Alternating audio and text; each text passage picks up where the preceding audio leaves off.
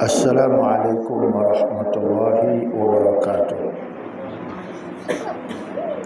Bismillahirrahmanirrahim. Alhamdulillahirabbil alamin, nahmaduhu wa nasta'inuhu wa nastaghfiruh. Wa na'udzu billahi min shururi anfusina wa min sayyiati a'malina. May yahdihillahu fala mudilla lahu wa may yudlilhu fala hadiya lahu. Asyhadu an la ilaha illallah wahdahu la syarika lah wa asyhadu anna Muhammadan abduhu wa rasuluh. Subhanaka la ilma lana illa ma 'allamtana innaka antal alimul hakim. Qala rabbi shrah li sadri wa yassir li amri wa hlul 'uqdatam min lisani yafqahu qawli. Wala haula wala quwwata illa billahil 'aliyyil 'azim. Alhamdulillah, para jamaah yang dirahmati Allah, kita merapat syukur kepada Allah dengan izin daripada Allah pada malam ini dipertemukan dalam majlis mengenang sejarah Isra dan Mi'raj Nabi kita Muhammad sallallahu alaihi wasallam. Terlebih dahulu saya memohon ampun dan maaflah kepada para jemaah kerana bulan lepas tak dapat sampai. Dengan izin Allah pada malam ini diizinkan untuk sampai, dan moga-moga pertemuan kita pada malam ini diberkati oleh Allah Subhanahu wa taala insya-Allah. Para jemaah yang dirahmati Allah, malam ini perbicaraan kita membicarakan perkara yang telah biasa kita dengar, iaitu peristiwa Isra dan Mi'raj Nabi kita Muhammad sallallahu alaihi wasallam. Walaupun kita memang memahami setiap tahun kita dengar cerita ini, dan cerita ini tidak jemu-jemu kita selalu mendengar akan kisahnya. Jadi pada malam ini tuan-tuan bersempena dengan 28 hari bulan 7 1445. 28 hari bulan 7 1445 bersamaan dengan hari ini berapa? 8 hari bulan 2 2024. Tahun hijrahnya 28 hari bulan, dan bulan hijrahnya bulan 7. Kita bulan Masihinya bulan 2. Dan biasanya pada tarikh 27 yang kita malam ni 28, maknanya lewat satu malam, yang kebiasaannya kita menyambut ataupun mengenang sejarah Isra dan Mi'raj. Sama ada nak dinamakan ceramah pun tak apa, nak dinamakan tazkirah pun tak apa, nak namakan kuliah pun tak apa. Sebab perkara ni biasa kita dengar. Cuma apa yang nak ambil pemahaman daripada sejarah Isra Mi'raj ini tuan-tuan, adakah dengan kita selalu dengar Isra Mi'raj ni iman kita ni bertambah ataupun tidak? Ataupun adakah dengan kita mengenang sejarah Isra Mi'raj kita makin jauh dengan Nabi SAW? Awal-awal saya sebut perkara ni kenapa tuan-tuan? Sebab cerita Isra Mi'raj adalah merupakan satu cerita yang tidak boleh dipikir ataupun tidak boleh dibayangkan oleh akal kita. Dalam keadaan kita ni dengar ceramah Isra Mi'raj, kita mesti orang yang berakal. Saya ulang balik tuan-tuan, sejarah Isra Mi'raj ini satu perkara yang kita kena imani dengan keyakinan. Kita tak boleh fikir dengan akal kita semata-mata. Kerana apa? Sebab dia adalah merupakan satu cerita di luar jangkauan akal manusia. Sebab itulah Isra Mi'raj ini dia boleh menjadikan orang makin beriman dan kuat imannya. Tetapi kalau dia tidak betul-betul, dia jadi orang yang jauh ataupun tidak beriman kepada Allah Subhanahu wa taala. Para hadirin yang dirahmati Allah, Allah Taala sebut dalam Quran, subhanallazi asra bi 'abdihi lailan minal masjidil harami ilal masjidil aqsa. Maha suci Allah Subhanahu wa taala yang memperjalankan akan hamba-Nya di sebahagian malam daripada Masjidil Haram ke Masjidil Aqsa. Tuan-tuan, kalau tengok dalam ayat ini, apa yang saya nak sebut, kisah Isra Mi'raj adalah kisah yang disebut dalam Al-Quran. Maknanya nas yang pertama, ayat pertama surah Al-Isra juzuk 15. bermakna perkara ini wajib diimani kerana dia menyentuh kepada soal keimanan. Ada dalil daripada Al-Quran. Yang kedua, Isra Mi'raj ini ada dalil daripada Nabi SAW berdasarkan kepada hadis-hadisnya. Sehingga para ulama mengatakan 20 orang sahabat meriwayatkan hadis mengenai Isra dan Mi'raj ini. Yang ketiga yang kita kena faham betul-betul ialah Isra Mi'raj ini Allah yang nak, bukan Nabi yang nak. Saya nak sebutkan tuan-tuan, ayat ini mula dengan Subhana, mana Maha Suci Allah. Nak menyebutkan kisah Isra Mi'raj ini bukan Nabi nak, tetapi Allah yang nak. Jadi kalau Allah nak ni, perkara yang akal tak boleh fikir pun akan berlaku. Perkara yang mustahil pada akal pun boleh berlaku pada sisi Allah Subhanahu Wa Taala. Jadi justru itu tuan-tuan, Isra Mi'raj ni antara benda yang kita kena ambil pengajaran. Sebab ceritanya panjang. Isra Mi'raj ni ceritanya panjang. Kalau orang mengaji dekat pondok, dekat madrasah, menggunakan kitab sejarah Isra Mi'raj, contohnya kitab Sirajul Wahad fi Qissati Isra wal Mi'raj, nak habis kitab tu 2 tahun. Nak cerita Isra Mi'raj ni habiskan kitab tu 2 tahun. Kita pula dengar Isra Mi'raj sekali kuliah. Kan pelik tuan. 2 tahun habis kitab, tapi nak dengar sekali kuliah. Jadi apa yang saya maksudkan begini tuan-tuan, malam ni saya tak akan cerita satu persatu sebab ceritanya panjang.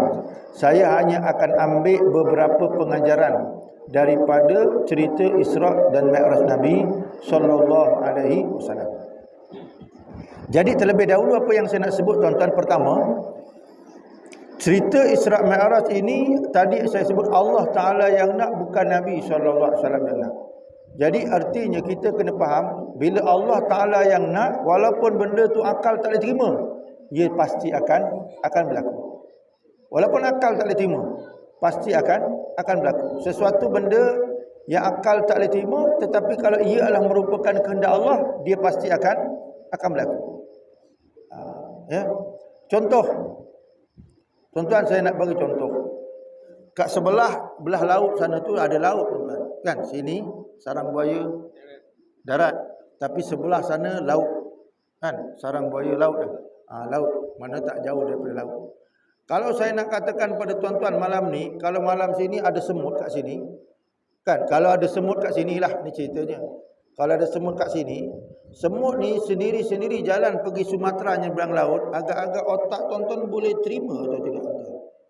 Nak tanya tuan-tuan. Semut kat sini ni, kat surau ni, dia pergi Sumatera tu. Agak-agak logik otak akal tuan-tuan boleh terima atau tidak?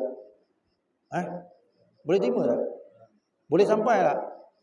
Ikut semut tu sendirilah. Semut tu sendiri nak nyeberang laut pergi Sumatera, agak-agak tuan-tuan belum sampai tepi laut tu, dekat sungai Sarang Buaya pun dah mati dah. Kan? Itu logik nak sebutkan akal kita ni. Kalau logiknya semut tu kalau dia pergi dengan sendiri memang tak boleh. Memang tak boleh. Tapi kalau semut tu masuk kocik baju tuan-tuan pergi naik kapal pergi kat Sumatera, sampai tak agak-agak semut tu? Sampai tak? Logik tak tuan-tuan? Jadi semut tu boleh sampai kerana sebab tuan yang bawa. Kan? Tuan-tuan bawa dia sampai. Dia sendiri memang tak sampai. Yang saya nak bagi logik pada tuan-tuan ialah untuk kita faham Isra Mi'raj Allah Ta'ala nak, bukan Nabi yang nak. Kalau Nabi sendiri nak tuan-tuan fikir Nabi sendiri nak. Kalau Nabi sendiri nak, tuan-tuan tengok logik. Orang kafir tanya Nabi. Ini pertanyaan orang kafir. Bila Nabi Muhammad balik cerita, dia kata aku pergi daripada Masjid Haram ke Masjid Aqsa, kemudian aku pergi jumpa dengan Allah Ta'ala, aku pergi berdiri sembahyang Mi'raj kepada Allah Ta'ala dalam keadaan sebahagian malam. Orang kafir tak boleh terima Nabi punya hujah. Kenapa? Sebab orang kafir dah ada ilmu, testimoni dia. Apa testimoninya? Orang kafir dah testimoni Masjidil Haram ke Masjid Aqsa ikut kenderaan biasa zaman Nabi 1 bulan perjalanan. Naik unta daripada Masjid Aqsa, daripada Masjid Haram ke Masjid Aqsa 1 bulan naik unta. Tiba-tiba Nabi Muhammad kata aku pergi tak sampai setengah malam je aku sampai. Jadi maknanya orang kafir kata ni Nabi Muhammad mesti tipu. Sebab tu Nabi Muhammad bawa cerita, orang kafir dia dah ada maklumat. Ni mesti cerita rekaan. Kemudian Nabi Muhammad cerita pula lagi ke langit. Tak ada seorang makhluk manusia pun boleh sampai ke langit walaupun langit pertama. Nabi boleh sampai ke Sidratul Muntaha, menjangkaui langit ke-7. Tuan-tuan, kalau saya tanya soalan tuan-tuan, zaman kita zaman teknologi. Kita duk tengok ada roket naik ke atas. Kan? Apa dipanggil tu kalau naik ke atas dipanggil apa? Kapal angkasa. Kan? Saya nak tanya tuan-tuan, kapal angkasa yang orang buat tu sampai ke langit tak? Sampai ke langit atau tidak? Tuan-tuan pernah dapat satu statement ataupun satu maklumat, kapal angkasa manusia buat sampai ke langit tak? Tak sampai. Cuma dikatakan angkasa. Angkasa tu ruang yang tak sampai ke langit pun. Artinya, zaman maju kita, zaman canggih kita, orang tak boleh sampai pun ke langit. Tetapi zaman Nabi SAW atas kehendak Allah Ta'ala melepasi langit ke-7. Cerita ni bila dibawa kepada orang kafir Mekah, orang kafir tak percaya. Tak percaya. Dia uji Nabi Muhammad.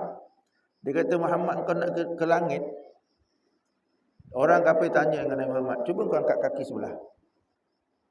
Ni testimoni orang kafir kepada Muhammad. Cuba wahai Muhammad, kalau betul kau pergi, aku nak kau cuba angkat kaki sebelah. Nabi Muhammad angkat kaki sebelah. Lepas tu orang kafir kata, cuba angkat satu lagi. Nabi Muhammad tak mampu angkat. Jadi orang kafir punya logik apa? Kalau kaki kau sendiri pun kau tak angkat, takkan nak boleh naik ke langit yang ke-7. Ini logik akal. Sebab tu bila logik akal ni digunakan dalam menerima cerita Isra Mi'raj, jadilah kafir orang kafir Mekah. Boleh faham tuan-tuan? Jadilah seperti orang kafir. Kenapa? Dia pakai logik akal. Tetapi Isra Mi'raj adalah suatu cerita mengenai keimanan. Wajib kita percaya kepada Allah sebab Allah Ta'ala sendiri yang nak bawa Nabi SAW jumpa dengan dia. Kalau Allah Ta'ala sendiri tuan-tuan, maka dia melangkaui kepada akal manusia. Sebab itulah kita ni bila belajar ilmu tauhid, kita akan belajar 3 jenis hukum. 1 dipanggil hukum akal, 2 dipanggil hukum syarak, 3 dipanggil hukum adat. Hukum akal ialah hukum yang akal boleh terima. Luar daripada akal tak boleh terima. Hukum akal ni hukum yang akal boleh terima. Luar daripada akal tak boleh terima. Contoh macam mana? 1 campur 1. Akal kata apa? 2. Tapi kalau saya kata 1 campur 1, 10. Akal boleh terima? Tak boleh. Kalau ustaz yang kata 1 campur 1, 10, orang kata ni ustaz ni gila ni. Kan? Kenapa? Akal kita hanya boleh terima 1 campur 1, 2. Dia tak boleh 1 campur 1, 10. Tak boleh. Itu hukum apa? Hukum akal. Tuan-tuan, orang belajar matematik tu hukum akal. Orang belajar sains tu hukum akal. Akal boleh terima. Akal boleh terima. Tapi mana-mana akal tak boleh terima, itu bukan hukum akal. Pindah kepada 2, hukum syarak. Hukum syarak dia mesti panduannya Al-Quran dan hadis. Al-Quran dan hadis. Walaupun mungkin perkara tu akal tak boleh terima. Walaupun perkara tu akal tak boleh terima. Maka Al-Quran kata, hukum syarak kata, dia mesti mengikut Al-Quran dan hadis Nabi SAW. Yang ketiga, hukum adat. Hukum adat ni maknanya apa? Hukum kebiasaan. Benda yang berulang-ulang, itu hukum adat. Bermakna yang luar daripada itu, adat tak boleh nak, hukum adat tak boleh nak terima. Jadi apa yang saya nak sebut tuan-tuan, antara 3 hukum ni, Isra Mi'raj adalah hukum syarak yang berpandukan kepada Al-Quran dan hadis Nabi SAW. Dia menguji keimanan kita. Sebab zaman Nabi, ada orang kafir bila diceritakan hukum cerita pasal Isra Mi'raj tak beriman. Memanglah dia kafir. Tetapi ada sahabat Nabi yang bila diceritakan Isra Mi'raj ni Nabi pergi pun tak terima, jadi murtad. Itu dah 10 tahun beriman. 10 tahun beriman tetapi murtad. Jadi tuan-tuan, cerita Isra Mi'raj adalah satu cerita orang boleh jadi kuat iman, tetapi orang boleh juga jadi murtad kalau tak betul-betul faham. Itu yang pertama yang saya nak sebut. Yang nombor 2, Isra Mi'raj ni tuan-tuan, kalau kita dok tengok, Nabi SAW melalui proses perjalanan ataupun dipanggil Isra Ardiyah, perjalanan bumi. 1. Yang kedua, perjalanan Samawiyah, perjalanan langit. Tuan-tuan tengok sejarah Isra Mi'raj ini, Quran sebut. Yang saya nak ajak untuk kita ambil sedikit panjang ajaran ialah Nabi daripada Masjidil Haram ke Masjidil Al-Aqsa. Nak sebut tuan-tuan, Masjidil Haram ke Masjidil Aqsa. Jarak 1,700 lebih kilometer. Masjidil Haram ke Masjidil Aqsa. Jarak 1,700 lebih. Masjidil Haram ke Madinah, jarak 6 hingga 700 kilometer lebih. 6 jam kalau naik bas zaman sekarang. Tapi zaman Nabi SAW, antara Masjidil Haram ke Masjidil Aqsa 1 bulan perjalanan. 1 bulan perjalanan. Apa yang saya nak sebut tuan-tuan, sebelum peristiwa Isra' dan Mi'raj, Nabi kematian isteri Sayyidatina Khadijah. Nabi kematian bapa saudara Abu Talib. Tahun tu dipanggil tahun Amul Hasani. Tahun sedih bagi Nabi SAW.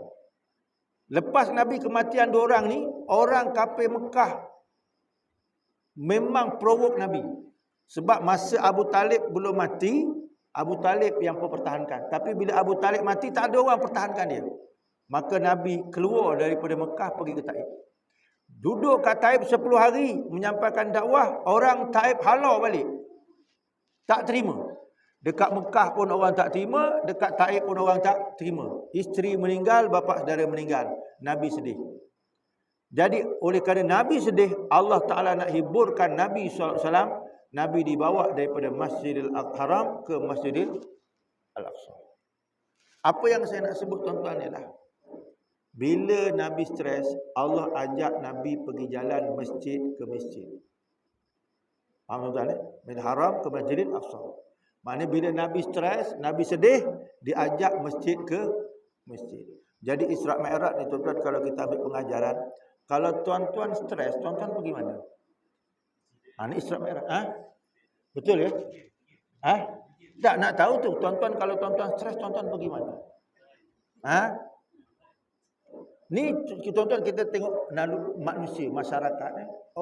Orang kita ni kalau dia stres, sebab stres dia boleh bawa penyakit. Tuan-tuan, kita tanya doktor. Kita stres, tak kira stres tu sebab kerja, stres tu sebab beban, stres tu sebab bini kita, kan, ngadap bini kita pun agak-agak tuan-tuan stres tak stres ngadap bini?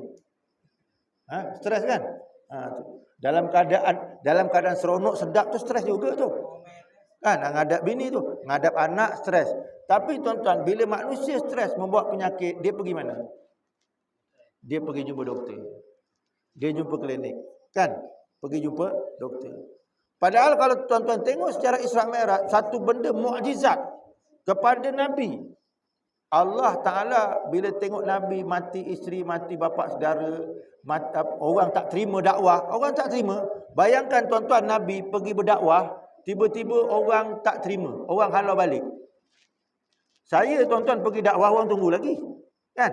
Tapi kalau Nabi, orang dakwah, Nabi nak berceramah aja orang balik. Agak-agak tuan-tuan rasa macam mana? Bukan terasa lagi tuan-tuan, stres habis. Tapi Nabi diajar oleh Allah Ta'ala pergi masjid ke masjid.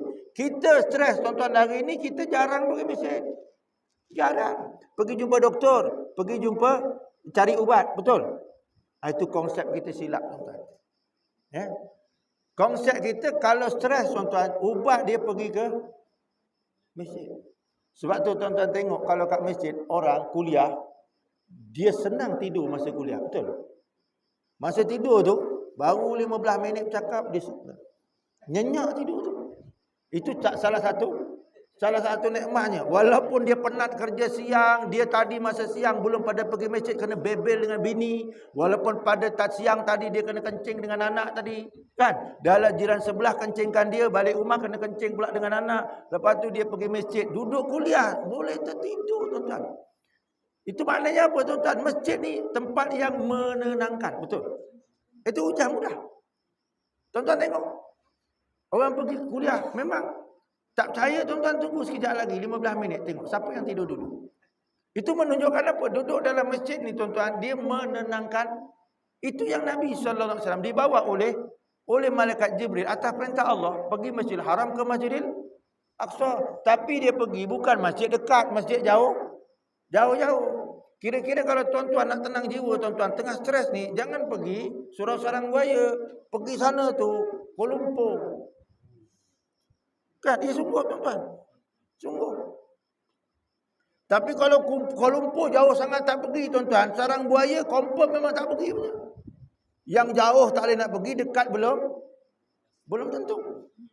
Tu tuan-tuan. Kan biasa gitu bang. Kan? Yang jauh dia nak pergi, bawa jauh. Tapi yang dekat pergi tak tuan-tuan? Belum tentu. Belum tentu. Itu sebab tuan-tuan tengok tuan-tuan, Nabi diajar ke masjid ke masjid. Tujuan apa? Nak hilangkan stres. Nak hilangkan stres tu, nak hilangkan kesedihan, pergi masjid ke masjid. Tapi kita hari ni terbalik. Bila stres pergi klinik jumpa doktor. Bila stres pergi tepi pantai. Tak jadi. Salah konsep. Salah konsep. Tuan-tuan, cuba tuan-tuan kalau orang rumah kata, bang saya sakit kepala, jom pergi masjid. Agak-agak boleh, bang. Suami ngadu, Minah, abang ni pening kepala. Pergi masjid lah bang. Agak-agak bunyinya macam mana? Ngamuk ke tak ngamuk? Dan ini kita kena tengok realiti. Sebab saya cerita hari ni tuan-tuan, memang pada logiknya, pengamalan kita dalam masyarakat, kita bila sakit pergi jumpa doktor. Bila sakit pergi ke klinik. Kalau kata pengamalan sakit pergi masjid, orang kata, woi, alimnya. Kan? Realitinya bukan macam tu. Artinya apa? Yang saya nak sebutkan, kita telah ditinggalkan oleh Nabi setelah peristiwa Isra' Mi'raj 1445 tahun dulu. Tetapi ramai orang tak ikut cara Allah Ta'ala dan cara Nabi dalam menyelesaikan masalah. Setuju tuan-tuan? Setuju? Ibu-ibu setuju? Dah kalau kita stres bukannya kita pergi masjid. Kadang-kadang surau tak penuh tuan-tuan, tak penuh. Bukan tak penuh, tak ada orang. Surau orangnya tak ada. Tapi warung kebek. Tahu tuan-tuan apa cerita? Saya pergi sini tak berapa warung saya jumpa tadi. Penuh warungnya. Suraunya tak ada orang. Bayang tuan-tuan. Ni bukan sini tuan-tuan. Ni ada orang ni alhamdulillah. Tapi kalau saya balik tak tahu juga tuan-tuan. Balik pula. Tuan-tuan kita kena ingat. Ini tanggungjawab. Sebab Allah ajar kita. Siapa berani tolak, siapa berani petikai apa yang disebut oleh Allah terhadap Nabi dan peristiwa itu, Allah bawa Nabi masjid ke masjid. Siapa berani petikai? Tak ada. Tak ada tuan-tuan. Jadi artinya apa? Penyelesaian masalah masyarakat ialah dekat masjid. Ialah dekat surau. Itu tempat dia. Ya, tempat dia. Tapi masalahnya hari ini, masjid surau, orang tak berapa nak pergi. Walaupun keretanya baru. Tak gitu tuan-tuan. Kereta CR-V, kereta Mercedes, kereta Lamborghini, kereta Rolls Royce, kereta Ferrari. Kan? Punya lajunya kereta Ferrari itu, masjid surau tak sampai. Terlepas tu. Punya baru tu. Kadang begitu tuan-tuan. Sedangkan benda tu besok ditanya oleh Allah Subhanahu Wa Taala. Tuan-tuan kalau kita duduk zaman maju, orang kata kita paling raju ialah Ferrari. Kan? Siapa lebih maju lawan dengan Nabi naik burak?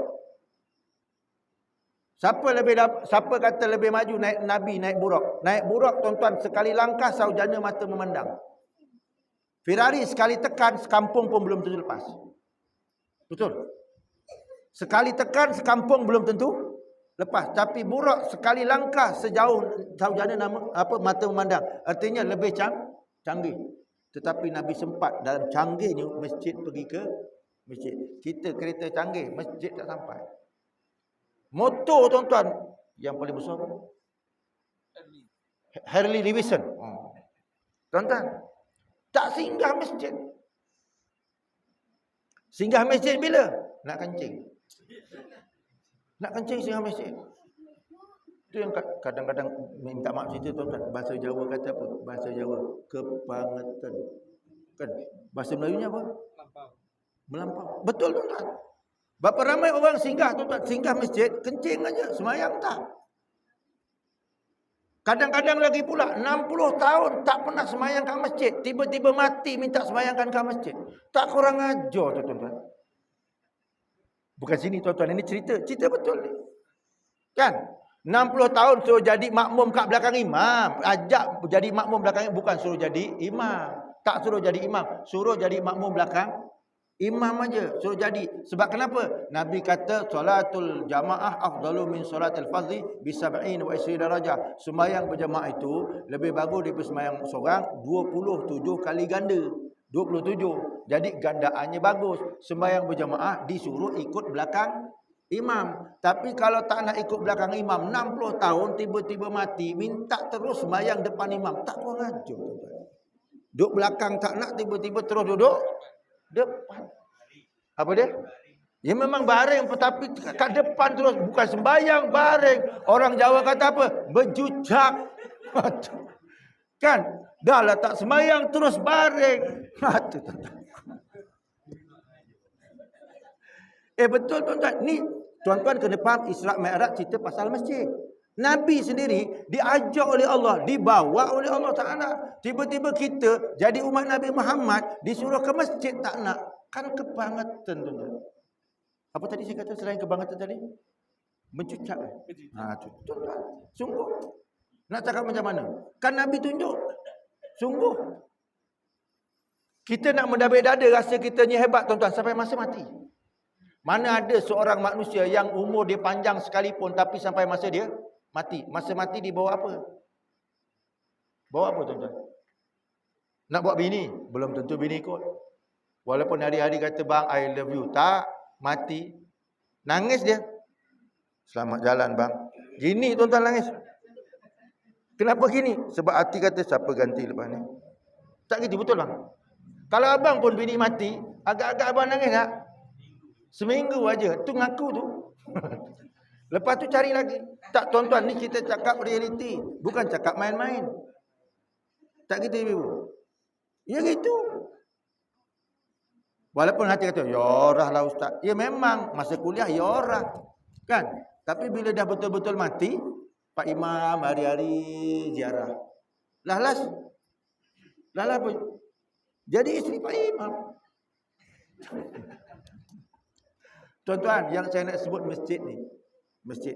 Nabi diajar daripada masjid ke masjid. Nabi hijrah tuan-tuan. Nabi pergi mana?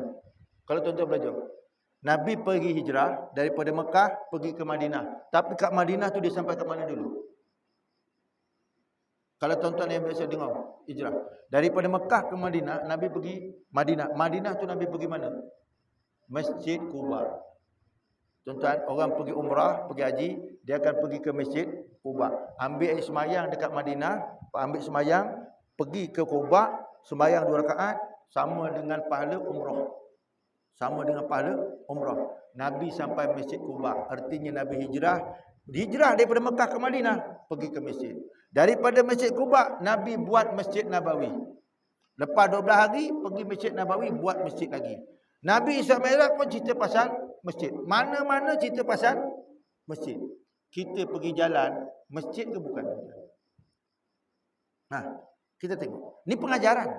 Kalau Isra' Mi'raj tu masjid, artinya masjid ni menjadi satu tempat utama. Besok akan ditanya tuan-tuan, kita masjid ada tapi orangnya tak ada. Agak-agak nak jawab macam mana? Macam mana tuan-tuan? Kan? Besok dekat kubur Allah Ta'ala tanya. Dekat akhirat Allah Ta'ala tanya. Allah tanya kepada kita. Inna awwal yuhasabu bil abdi yaumal qiyamah as-salah. Awal-awal yang besok akan ditanya oleh Allah Ta'ala tu sembahyang. Hari akhirat. Allah akan tanya kau sembahyang tak sembahyang? Sembahyang. Tanya balik sembahyang kat mana? Jawabnya kat mana bang? Sembahyang kat mana? Ini Allah tanya. Bukan saya tanya. Saya tanyakan dulu. Besok Allah tanya sembahyang kat mana? Kita kata kat rumah. Masjidnya kat mana? Tak kena tanya ke tuan-tuan? Kena tanya atau tidak tuan-tuan? Sebab tuan-tuan, orang mati pun ditanya. Allah Ta'ala kata, idza mata ibnu Adam in qatama almu. Bila mati anak Adam putus amal dia. Yang sambung apa? 3. Sedekah jariah. Ini dah biasa tuan-tuan dengar. 2 ilmu yuntafa'u bi. Ilmu yang memberi manfaat. Jadi maknanya besok Allah Ta'ala tanya juga tentang ilmu. Quran dalam hadis Nabi kata la tazalu qudama ibnu Adam hatta yus'alu an arba. Besok di hari kiamat kaki kita tak akan berganjak, tak akan bergalih kecuali ditanya 4 soalan. 4 soalan tu nombor 1 dia kata, nombor 1 an umrihi fi ma'afna. Umur dia dihabiskan kat mana? Daripada kecil sampai ke tua habis kat mana besok ditanya. Tuan-tuan duduk kat masjid pun Allah Ta'ala, itu maksudnya akan ditanya. Umur kita akan ditanya. Tuan-tuan duduk masjid pun ditanya, duduk warung pun ditanya. Tuan-tuan duduk rumah pun Ditanya. Tuan-tuan duduk seorang kat masjid pun ditanya. Tuan-tuan duduk berdua dengan rumah pun ditanya. Umur kita dihabiskan kat mana? Allah tanya soalan. Tadi soalan tu apa dia tuan-tuan? Allah tanya. Engkau duduk rumah dengan duduk masjid mana lebih banyak? Agak-agak jawapannya macam mana? Lepas tu Allah tanya lagi. Engkau dulu duduk sarang buaya. Duduk surau dengan duduk warung. Mana lebih banyak? Agak-agak soalannya macam mana tuan-tuan jawapannya? Kalau abang macam mana bang? Duduk. Saya kata surau dengan warung. Agak-agak mana? Surau. Lebih surau daripada warung. Ya Alhamdulillah. Betul tuan-tuan. Saya tanya tu tuan-tuan. Bukan nak menduga tuan-tuan. Soalan ni besok Allah Ta'ala tanya. Kenapa? Tanya tuan-tuan jawab betul tak betul. Besok Allah tayang semula. Quran kata apa? Yauma yanzurul mar'u ma qaddamat yadah. Tiap-tiap seorang itu akan tengok apa yang tangan kakinya buat. Kan? Besok Allah tanya. Engkau dulu surau dengan warung mana pergi? Mana lebih banyak? Allah tanya. Kita jawab warung. Tengok ulang tayang filem. Tak kena ni tengok warung lebih pada surau. Nak cakap macam mana tuan-tuan masa tu?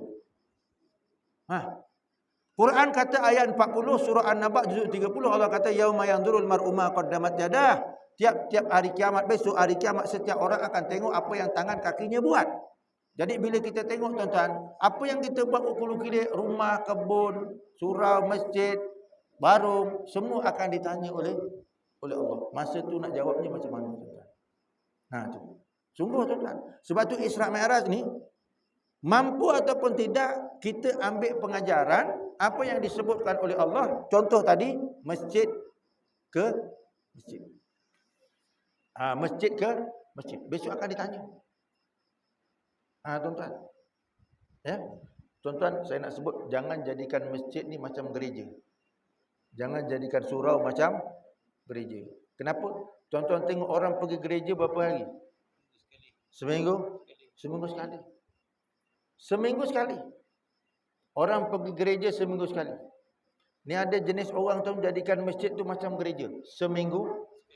Ada lagi teruk setahun 2 kali. Setahun 2 kali. Raya haji, raya puasa. Itulah. Lepas tu tak ada. Ni tuan-tuan besok Allah Ta'ala tanya. Amal kita, umur kita ditanya oleh Allah Subhanahu Wa Ta'ala. Saya beritahu hari ni tuan-tuan, besok Allah Ta'ala tanya, engkau pernah dengar ceramah tak? Pernah. Siapa? Ustaz Razali datang. Sekali tengok sayang semula, tengok semua dah cakap. Tuan-tuan, agak-agak tuan-tuan macam mana besok di hari akhirat. Tak boleh nak lari. Saya bercakap tuan-tuan bukan nak sentuh tuan-tuan. Tak. Oleh kerana itu adalah pengajaran yang Nabi SAW ajar. Jadi tuan-tuan, masjid, surau ada tempat untuk menyelesaikan masalah. Jadi, kalau masjid, surau tak ada orang, maknanya tempat itu memang ada masalah. Saya ulang balik tuan-tuan kena dengar ayat saya. Masjid, surau adalah tempat untuk menyelesaikan sebab sejarah Nabi tu, Isra Mi'raj tu sejarah Nabi. Itu memang kita tak boleh nak tolak. Tetapi kalau masjid dengan surau orangnya tak ada, tempat tu memang bermasalah. Tuan-tuan setuju tak setuju ya karapmu. Saya bagi hujah.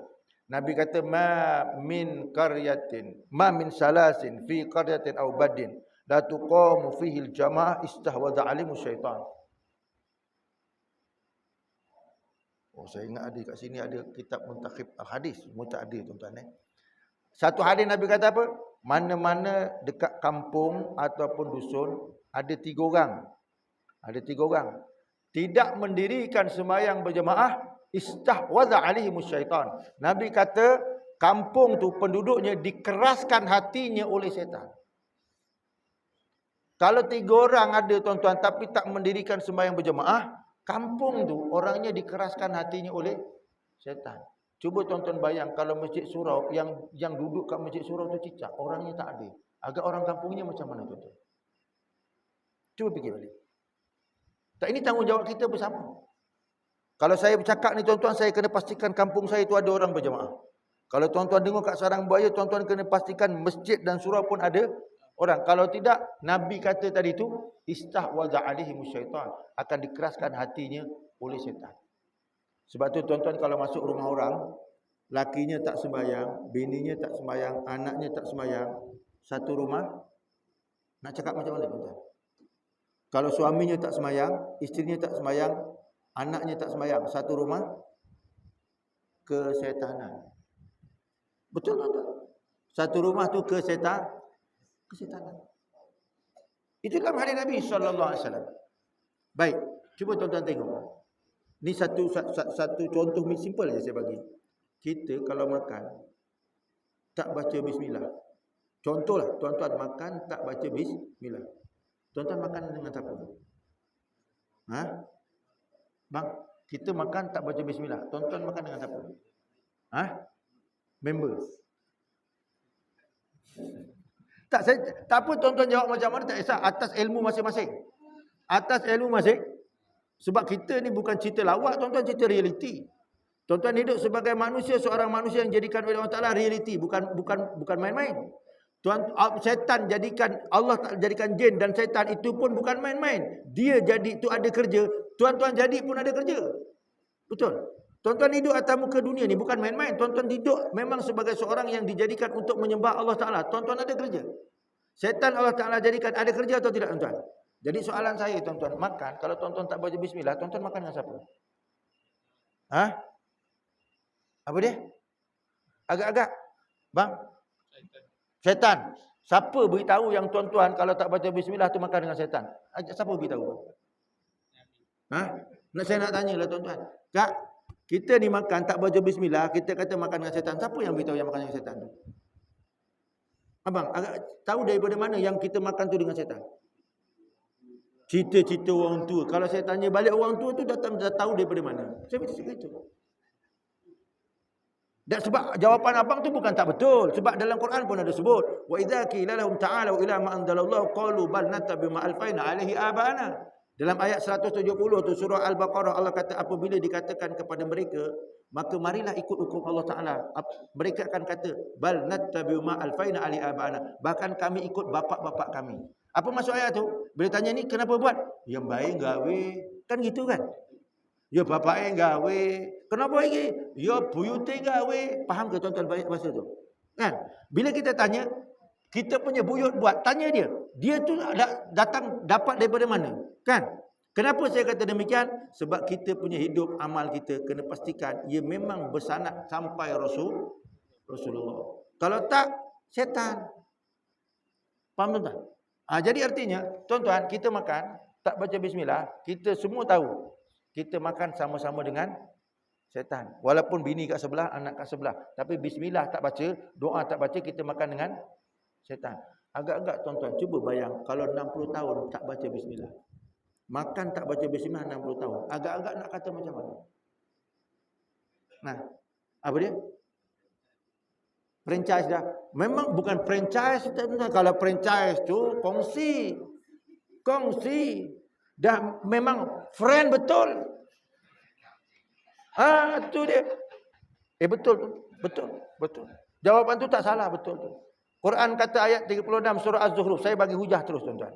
Wa may ya'su an dzikri rahmani nuqayyid lahu syaitan fa huwa lahu qarin. Barang siapa hidup atas muka dunia tidak mengikut cara Allah Taala yang turunkan kepada Nabi, maka kami ciptakan satu syaitan menggoda dia sehingga syaitan itu menjadi qarin, kawan pada dia, friendly. Bukan franchise lagi, friendly. Faham tuan-tuan? Franchise lain, friendly. Dah jadi macam member. Macam tuan-tuan 60 tahun. Bila tuan-tuan masa umur 20, 21, tuan-tuan kata aku terima nikah. Kan? Terima nikah orang perempuan jadi isteri kita, tuan-tuan friendly dengan dia, betul tak? Friendly tuan-tuan dengan bini tu gambarannya macam mana? Bang, friendly dengan isteri tu macam mana? Memang lain macam. Tu saya nak bagi pendekatan pap. Dia punya lain macam tu, tidurnya sembatal, tidurnya sekatil, tidurnya setilam, tidurnya seselimut. Tidurnya bukan lagi, dah sebadan. Betul tak? Walaupun dua dah jadi sebadan. Artinya macam tu. Bermakna dah very friendly dengan siapa? Dengan orang rumah kita. Cuba tuan-tuan kalau 60 tahun bismillah tak baca, doa makan tak baca, friendly dengan apa? Syaitan. Agak-agak tuan-tuan, kalau dah dengan orang rumah tuan-tuan, dengan orang rumah balik tuan-tuan sebulan, tuan-tuan jadi macam mana? Dia balik rumah kampung sebulan, tuan-tuan duduk seorang, tuan-tuan jadi macam mana? Apa dia? Masuk air. Tuan-tuan.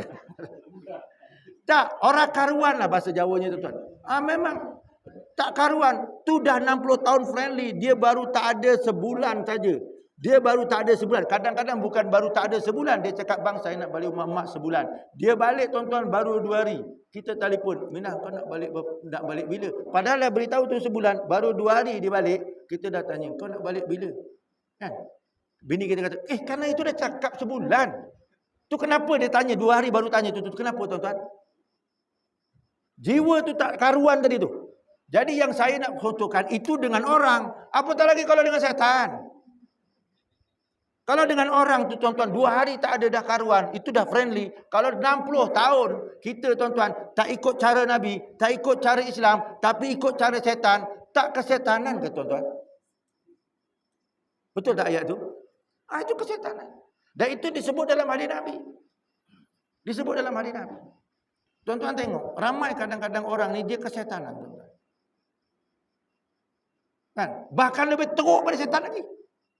Tuan-tuan tengok, saya baca dalam hadis Sahih Muslim, bang tu kalau dilaunkan, setan akan lari tercerit-cerit. Dipanggil dalam bahasa hadis, dia lari bidurrat. Durrat tu mana terkentut-kentut tu, setan lagi.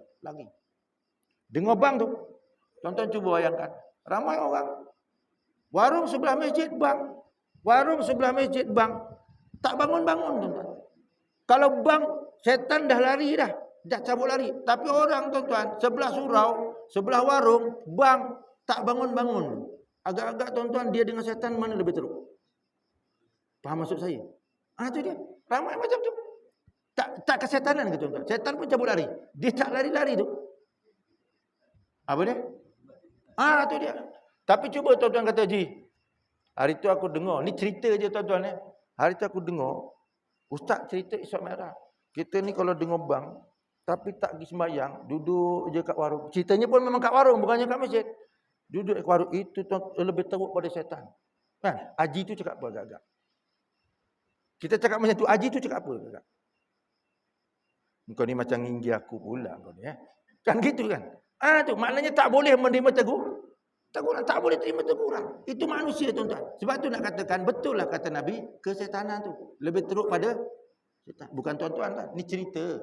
Saya nak ceritakan. Sebab tu Nabi SAW ajar kepada kita dengan peristiwa Isra Mi'raj, masjid jangan tinggal. Surau jangan tinggal. Tu dia. Itu yang disebutkan dalam peristiwa Isra dan Mi'raj Nabi. Cara nak menyelesaikan masalah, masjid. Cara nak menyelesaikan stres, surau. Itu disebutkan. Jelas. Tak boleh napi, tak boleh ubah cerita. Itulah yang disebutkan oleh Nabi kita Muhammad SAW berdasarkan kepada Al-Quran yang disebutkan dalam ayat pertama surah Al-Isra. Baik, itu yang kedua. Saya sambung yang ketiga. Yang ketiga, Isra Mi'raj ni dia sebut Masjidil Haram dengan Masjidil Aqsa. Jadi apa yang saya nak sebut tuan-tuan, Isra Mi'raj ni Allah Ta'ala nak ajar seluruh umat Islam supaya berfikiran terbuka. Saya ulang balik. World, betul. Dia ajar kita supaya otak kita tu world. Ataupun orang kata apa? Otak global. Global lah. Global tu bahasa Inggeris, bahasa Melayu apa? Jangan saya sebut goblok betul. Tak. Maksud saya, dalam bahasa Inggeris tu global. Bahasa Melayunya menyeluruh. Kan? Menyeluruh lah, global. Tapi otak kita ni dalam cerita Isra Mi'raj, Allah ajar supaya kita punya otak global. Apa hujahnya? Sebab Masjid Haram dengan Masjid Aqsa letaknya bukan dekat sarang buaya. Faham tuan-tuan? Masjid Haram dengan Masjid Aqsa, dia tidak diletakkan dekat sarang buaya. Kalau sarang buaya senang tuan-tuan. Tapi Masjid Haram, Masjid Aqsa diletakkan satu dekat Arab Saudi, satu dekat Palestin. Jadi maknanya apa? Tiap-tiap tahun kalau tuan-tuan dengar ceramah Isra Mi'raj, tuan-tuan kena cerita luar negara. Betul? Maknanya orang Islam diajar oleh Allah supaya otak dia tu world, luar negara. Bermakna dia kena ambil tahu isu luar. Dia tak boleh duduk di bawah tempurung dalam negara sahaja. Maknanya dia kena ambil tahu luar negara. Tuan-tuan tak boleh kata kalau Palestin tadi tuan-tuan sekarang berperang dengan Israel, tuan-tuan tak boleh kata itu bukan negara kita, tak boleh. Kenapa? Sebab secara iman ayat pertama Al-Isra juzuk 15 memerintahkan kepada kita untuk meyakini kisah Isra dan dia luar negara, bukan dalam. Jadi mana otak orang beriman, dia mesti otaknya world. Otaknya mesti global, bukan goblok tadi tu. Tu. Jadi memang world tu dia 2G, satu G tu betul, satu G tak betul. Satu global, satu goblok. Tu betul. Sungguh. Tapi tuan-tuan tengok berapa ramai orang kesan Isra Mi'raj memang bukan global, goblok. Saya contohkan. Perang dekat Palestin. Hamas dengan Israel. Tuan-tuan boleh tengok dekat media. Siapa tolong dia? Siapa tolong orang Islam di Palestin? Yaman satu. 2. Algeria. Betul? 3. Syria. Lebanon. Selatan Iraq. Kan? Kita dengar begitu. Tempat-tempat lain, Saudi tolong tak? Tuan-tuan tengok. Tuan-tuan tengok UAE tolong tak? Mesir tolong tak? Tuan-tuan tengok Malaysia. Semua sama tak? Kan? Kalau Yaman hantar tentera tu, bukan hantar tentera, terus hantar bom terus. Soalan saya tuan-tuan. Isra Mi'raj mengajar kita kepada isu luar negara. Mengajar kita kepada persaudaraan Islam. Itu tiap tahun tu. Tiba-tiba tuan-tuan berlaku perang kat sana, kita duduk tengok. Siapa yang ikut Amerika, siapa yang bantu Islam. Tuan-tuan tengok. Mana dia golongan yang mengikuti Nabi SAW, mana yang mengikuti musuh Nabi SAW. Itu sekarang kita boleh tengok. Sebagai contoh. Peristiwa apa? Mekah dengan Masjid Al-Aqsa. Mekah dengan Masjid Al-Aqsa. Tuan-tuan tengok.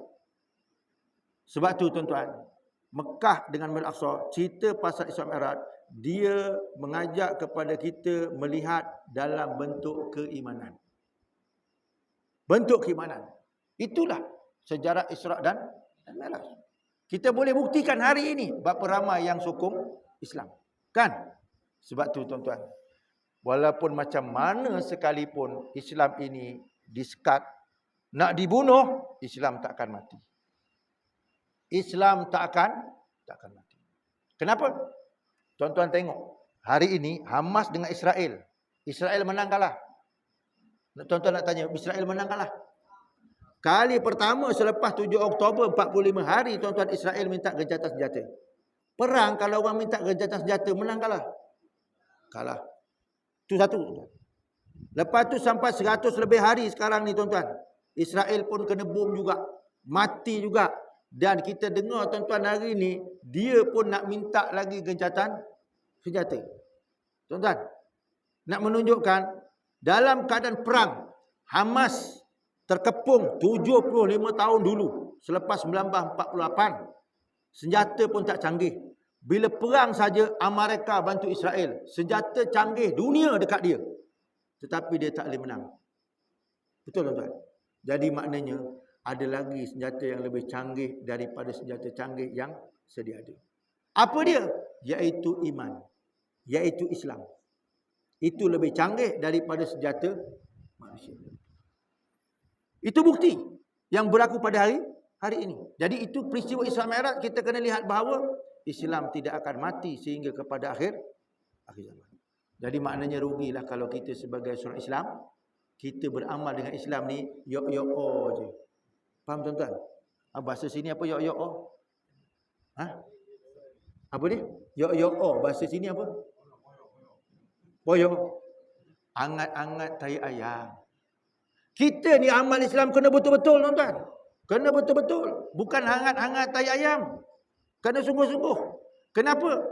Sebab orang barat, orang kafir, orang musyrik, dia tahu kalau orang Islam dia tak pergi masjid, orang Islam tak berjemaah dan jemaahnya tak macam sembahyang Jumaat, maka dia belum boleh mengalahkan mengalahkan orang kafir. Dia belum boleh.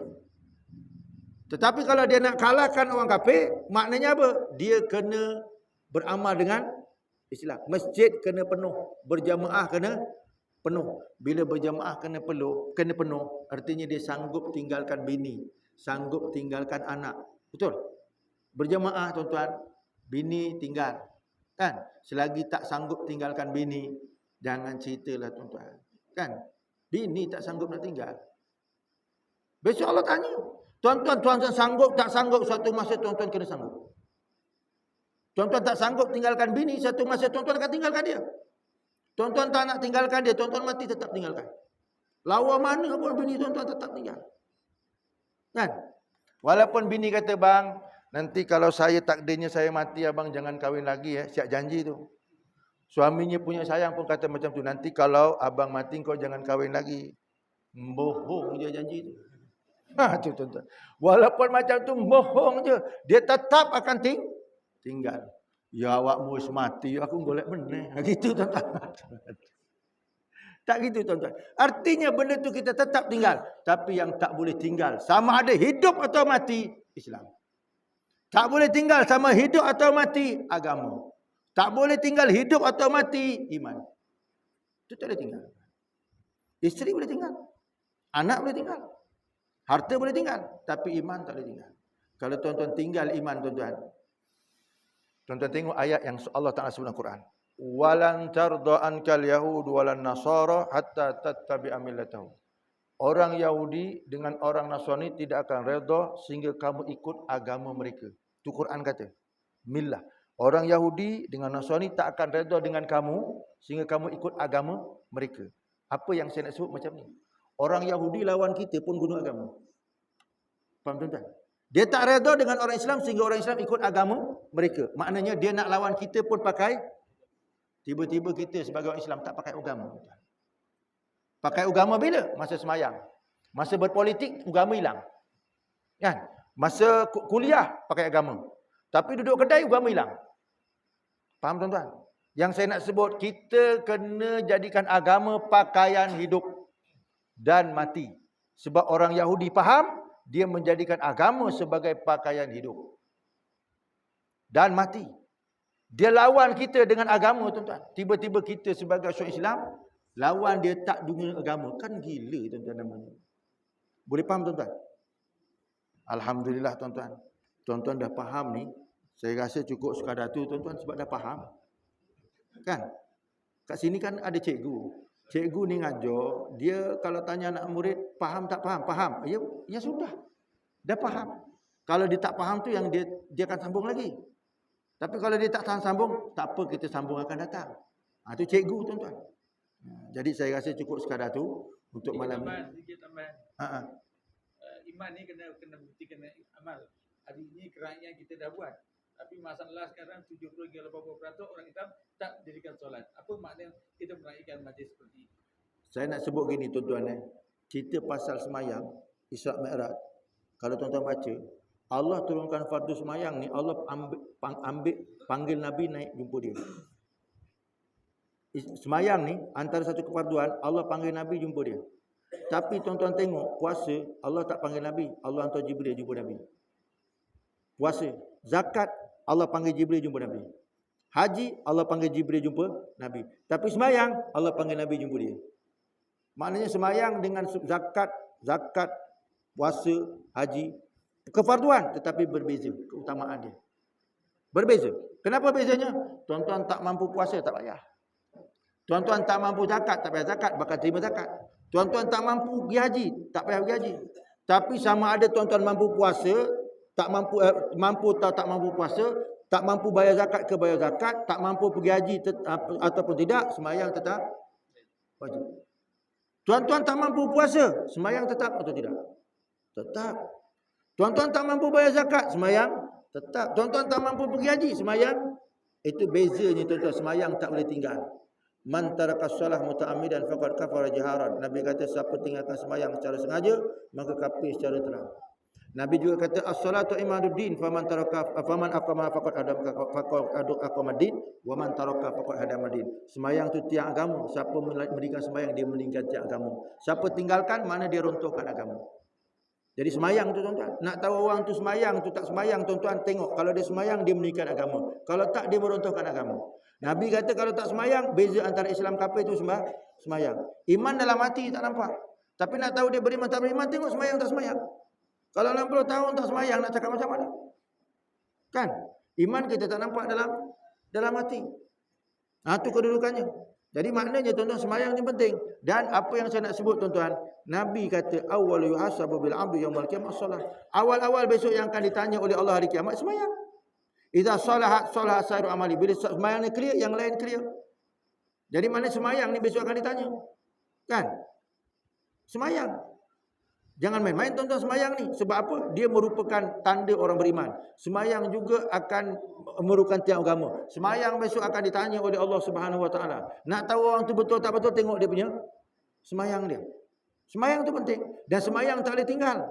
Nabi sendiri kata, "Shalli qa'iman aw qa'idan, faman lam yastati' fa 'ala janbi." Sembahyanglah kamu dalam keadaan berdiri. Tak mampu, kamu kena duduk. Tapi tetap sembahyang. Tak mampu duduk, kamu kena baring. Tetap sembahyang.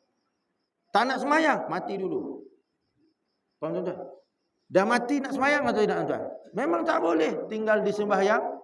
Selagi hidup kena sembahyang. Orang kaya kena sembahyang, orang miskin kena sembahyang, orang sehat kena sembahyang, orang sakit kena sembahyang. Orang sibuk kena sembahyang, orang lapang kena sembahyang, orang muda kena sembahyang, orang tua kena sembahyang, orang lelaki kena sembahyang, orang perempuan kena sembahyang. Mana lagi celah tuan-tuan nak pergi? Kan? Semua kena. Sebab itu satu kepaduan yang tak boleh tinggal sama sekali. Itu tuan-tuan. Tak boleh tinggal sama sekali. Cumanya beza dalam pelaksanaan. Beza dalam pelaksanaan macam mana saya kata? Nabi kata muru auladakum bis-shalah bis-sabaq wadribu bil asar. Kamu kena suruh anak kamu sembahyang umur 7 tahun. Umur 10 tahun baru dipukul. Jadi umur tuan-tuan 7 tahun anak kita tuan-tuan suruh. Mak sembahyang. Dia tak sembahyang itu dia punya pasal, tapi tuan-tuan wajib suruh. Kalau tuan-tuan tak suruh, tuan-tuan bersih. Umur 7 tahun, bangun mak sembahyang subuh. Jangan bangun mak sekolah, sembahyang subuh tak. Mak sembahyang dulu. Sembahyang suruh wajib. Tapi nak pukul bila? Umur 10 tahun tak sembahyang baru pukul. Itu kaedah Nabi. 7 tahun suruh, 8 tahun suruh, 9 tahun suruh, 10 tahun baru rotan. Tapi kalau 40 tahun tak sembahyang, tuan-tuan nak buat macam mana? Kalau 7 tahun, 8 tahun, 9 tahun, tuan-tuan boleh suruh. Kalau 10 tahun, tuan-tuan, Quran kata, Nabi kata, suruh rotan. Tapi kalau 40 tahun, tuan-tuan, apa jadi? Nak tanya tuan-tuan.